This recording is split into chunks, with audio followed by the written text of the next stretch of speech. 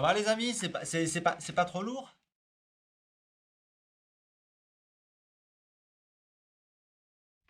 Salut, vous êtes sur la chaîne de Gros Sourcils. Aujourd'hui, c'est un grand jour. Enfin, on peut-être, on espère. On va essayer de redémarrer une voiture qui n'a pas tourné depuis 1978. Alors, j'ai acheté un genre de revue technique, manuel de réparation. C'est tout en anglais. Alors, le problème, c'est que je parle gallois, je parle irlandais, je parle australien, mais je ne parle pas anglais. Mais on espère qu'on va quand même comprendre ce qu'il y a dedans. Il y a des schémas. Il y a des schémas sur le moteur et tout, donc ça c'est bon. Mais j'ai un outil beaucoup plus puissant que tout ça. Aujourd'hui, c'est Serge.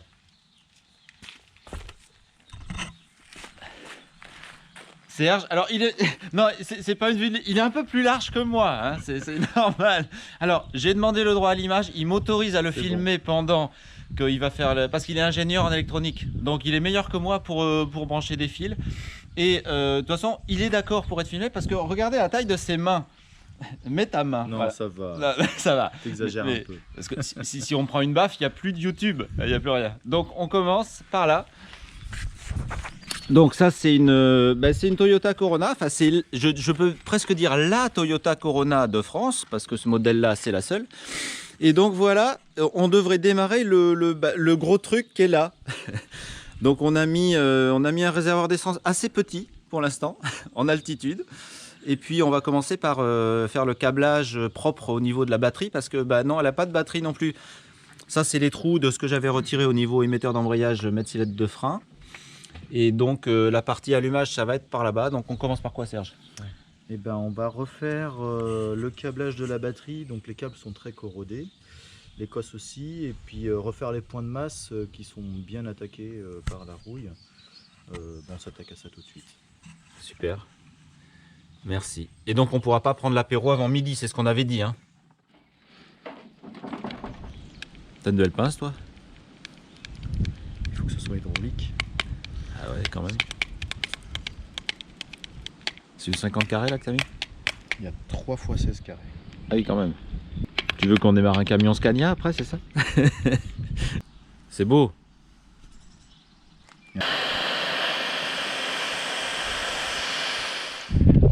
Bon, Serge installe la batterie.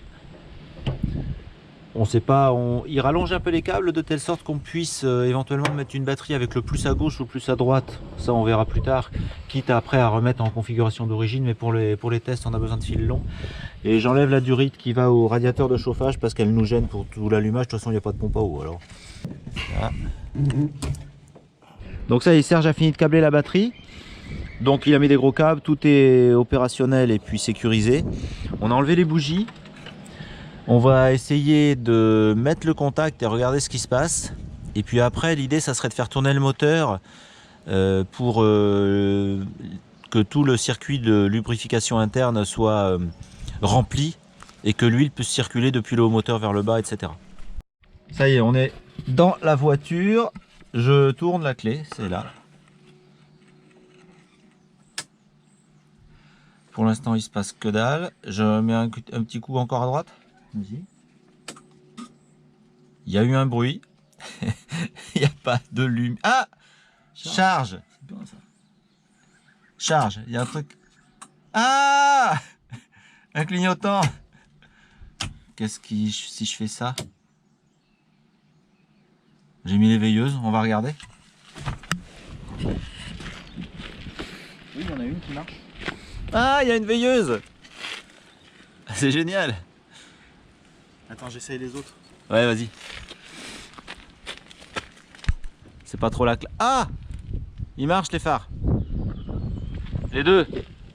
C'est allumé à droite. À droite, il y a de l'éclairage et à gauche, aussi. Super. Tu veux essayer de clignoter pour voir? Ça marche à gauche, ça clignote à gauche, impeccable. Et t'as le rétroéclairage qui marche. Ah oui, d'un côté. Éclairage de plaque. Donc j'ai mis la vidéo dans le compartiment moteur. Serge va mettre un coup de démarreur et on va écouter ce qui se passe et regarder. Mais il n'y a pas de bougie, hein, mais c'est pour voir si le moteur tourne. T'es chaud? Chaud, c'est là.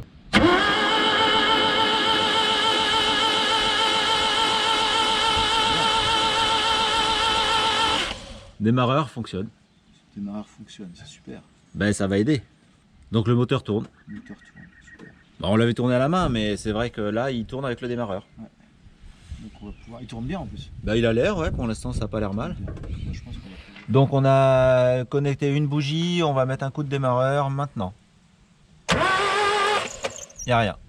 Donc on n'a pas d'allumage à la bougie, on va essayer de voir s'il y en a à la bobine. Ouais, Ça allume? ça allume. Super. Bon, donc a priori on a de l'allumage. Serge me dit qu'il le voit. Bon, moi je le vois pas, mais il n'a pas les mêmes yeux. On a mis une bougie neuve pour voir si c'est un peu plus puissant, un peu plus lumineux. On a vérifié la bobine, elle n'est pas forte, mais elle visiblement fonctionne un peu. Tête d'allumeur ça a l'air d'aller, le rotor aussi, le condensateur est bon.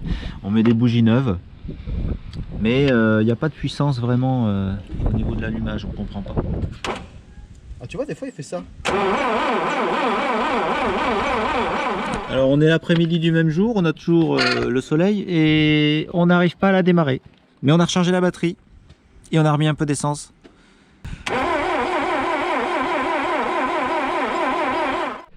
Bon, la situation s'améliore pas. Donc le démarreur est mou, on a remis de l'huile, le circuit de lubrification n'était pas au top, donc ça c'est un petit peu amélioré. L'huile est propre dans le moteur et le circuit on l'a changé plusieurs fois. Et on va essayer de sortir le carbu pour voir comment sont les gicleurs. Bon, la situation évolue, pas forcément dans le bon sens, mais pas dans le mauvais non plus. On n'a pas compris, elle démarre pas. Donc on a sorti le carbu, on va essayer de le nettoyer un peu, regarder les gicleurs, et puis le démarreur étant faiblard, on va aussi le sortir pour regarder comment il est à l'établi. Ah, c'est que c'est pris jusqu'au bout là-bas. Ah ouais, c'est près jusqu'au bout. Ouais. Bon alors là on est le lendemain, rien n'a fonctionné hier, mais on a commencé à comprendre pas mal de choses. On a sorti le démarreur pour une révision, un nettoyage, c'était crasseux, parce qu'en fait il tourne pas assez vite, le démarreur, on ne sait pas pourquoi. La batterie est chargée, donc on comprend pas. Et puis on a sorti le carbu, comme vu hier sur la dernière vidéo, mais il y a un papillon qui est bloqué, c'est le papillon du deuxième corps. Alors ça n'empêche sûrement pas de démarrer, mais il y a quelque chose de grippé depuis longtemps. On va s'acheter des trottinettes électriques avec batterie lithium, qu'est-ce que tu en penses? Ouais, je suis d'accord. Oh, on va faire ça. On va rouler en Puis Z. on va la revendre celle-là. Oh, de toute façon, si c'est pour en avoir qu'une en France, ça sert à rien, on n'aura pas d'amis. Ça y est, on a dégrippé l'axe du deuxième corps du carbu. Ouais, ça commence mieux ce matin. Elle démarrera pas, mais au moins on aura le double corps. Ouais. La caméra, elle va pas avoir de poils, elle sera bien graissée là si tu continues comme ça.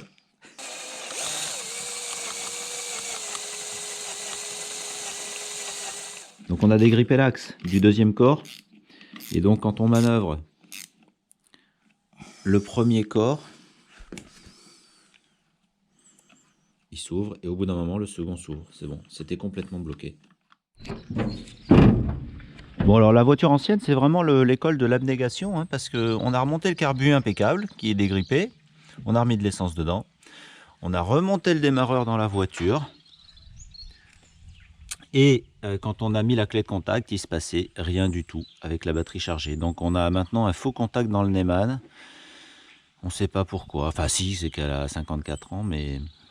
Donc on ne peut pas démarrer la voiture à cause d'encore autre chose. C'est lui. C'est lui qui veut pas marcher.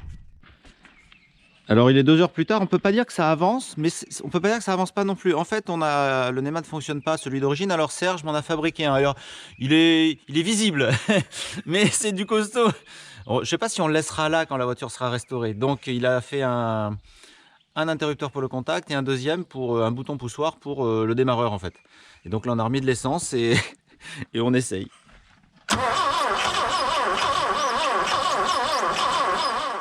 Bon, je suis toujours avec Serge, heureusement qu'il est là ce week-end, c'est le champion du monde de l'électricité automobile et l'électronique. On a installé une nouvelle bobine, parce qu'on voudrait quand même tester l'ancienne, qui peut-être n'était pas super bien branchée. Donc là, on a mis la bobine de la 205, et on va refaire un essai.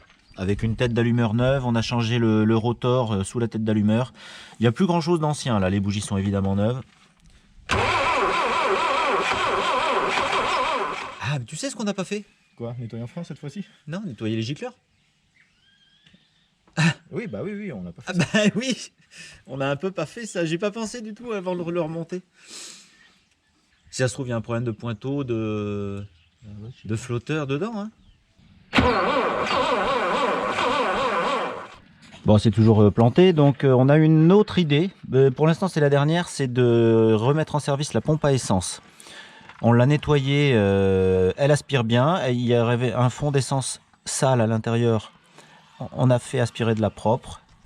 Donc on a remis le tuyau rigide ici sur la sortie de pompe qui va pour l'instant être dans le vide. Il est là pour l'instant, on va voir ce qui crache en pompant.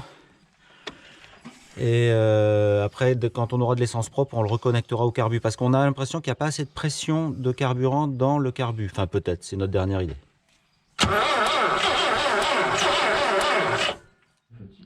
Bon, la voiture est en train de refroidir, disons le démarreur. Donc on ne sait pas quoi faire. On veut pas ressortir le carbu parce qu'il est tard. Et on regarde la pompe à eau parce qu'on s'ennuie, sinon on va aller jouer aux petits chevaux.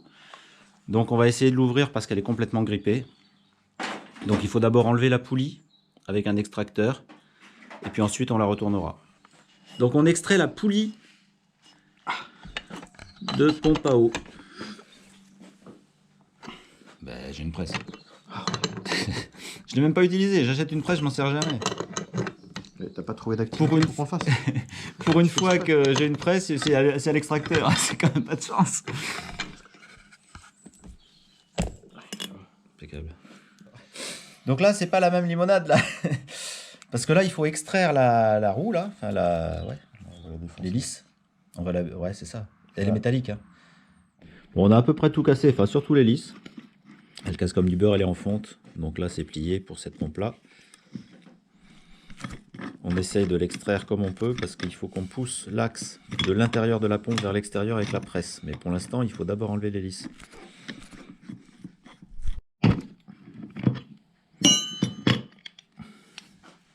Si je dis qu'un tournevis, ça te dérange pas trop? Non, j'en achèterai deux. Ouais, ça passe.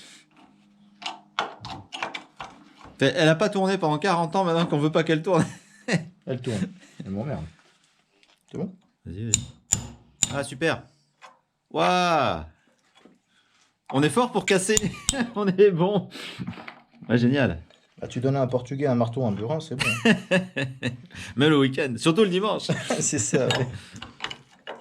Ouais. Ouais, génial. On essaie de... Bah, le ressort, il est... Ouais, on va garder dans l'ordre. Et Oh là le là circlip, là. il est défoncé. Non, quoique, ça va.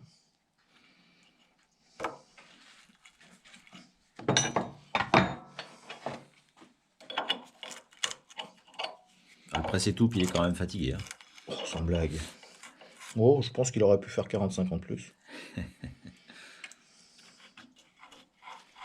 Ah, elle tourne plus librement. Les roulements sont bons. C'est curieux. Ah, les roulements, bah ouais, mais ça m'étonne pas. C'est lui qui est coincé en fait. L'axe, il est pourri là. Mais... On va essayer de le nettoyer, mais... on va le sortir de toute façon. Ouais, grave. On sera la presse, hein, cette fois. Bien sûr. T'avais hâte de l'utiliser. Bah, j'aimerais bien l'essayer.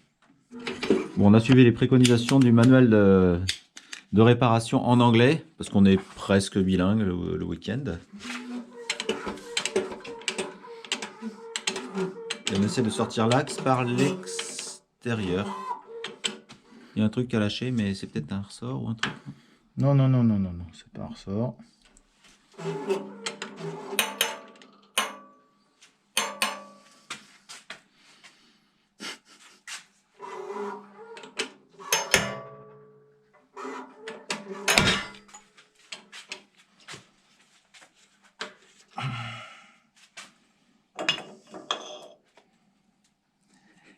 Je te l'ai dit, hein.